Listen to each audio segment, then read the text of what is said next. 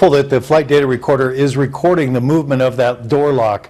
I know that it would record the opening or the closing of the door, but whether it records that pushing of the door lock, what that'll tell us is whether the pilot attempted to get into the cockpit through the keypad. If he did not close that locked door, there should have been a buzzer that went off, but this would tell us with definition that he actually held it down and intentionally kept him out of that cockpit.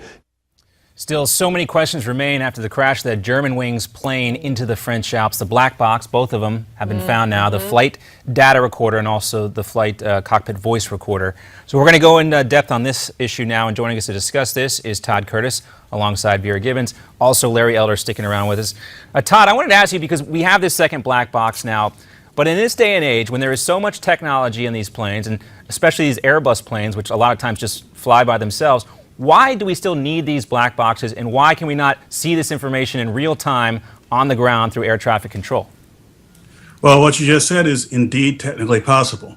But in aviation, anytime you make any sort of major technical change, which is also a regulatory and procedural change, there are a lot of ducks that you have to line up. You have to line up the major aviation entities, the US, Western Europe, etc., the manufacturers of these devices, as well as the regulatory agencies to answer the question, what is it that we want to do?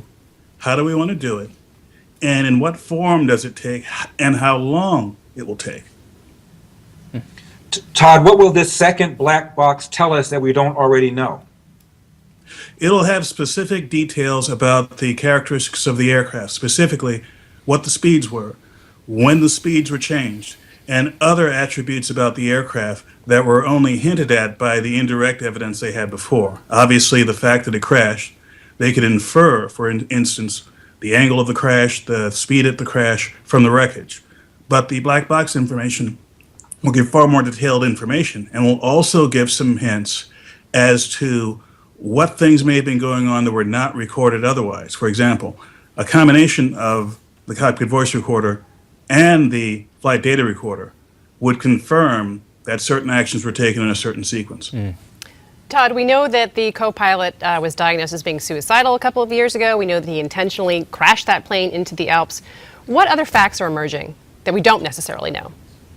Well, there are some, what seems to be, absent the crash, completely irrelevant information, but in the context of the crash, it makes sense. For instance, there are reports that his iPad was scanned and that there are certain searches for cockpit doors and for suicide methods. And there are other pieces of information which may have been held privately. For example, his medical details, some of which should have been referred to, or at least the airline should have been informed about, others of which were not. So one of the things that the background investigation will go into is what information was hidden, what information wasn't hidden, which will lead to larger questions. Given what has happened last month in France, are there changes that should be made, not just in aviation regulations with respect to pilot health, but with respect to privacy of that information? Does the airline have a right to know certain details about someone's medical history, given that it may impact airline safety? And of course we know, Todd, this is not the first time something like this has happened. There's anywhere between 4 or 8, I heard as many as 12 similar cases where a pilot has buried a plane into the ground. You know, what leads you to believe that this might be different than those prior cases that would actually spur that kind of change? Well, the number one thing that's different about this is where it occurred. It occurred in Europe, which has a very well-established, very thorough system of investigating not only aviation incidents, but also revealing, in this case, what sort of criminal activity may have taken place. The techniques are good around the world, but only in a few countries are you going to have the kind of transparency and openness about it that, however painful it may be, the world will know about it and change will happen.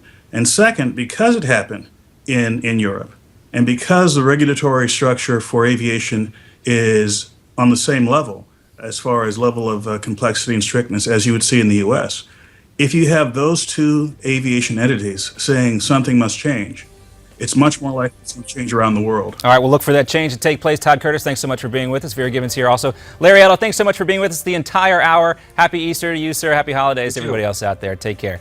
All right, John Bachman, Vera, we'll be back. More to come here on America's Forum. We're going to talk about Yemen, Iran, and another problem we got to keep our eye on in the Middle East right after this.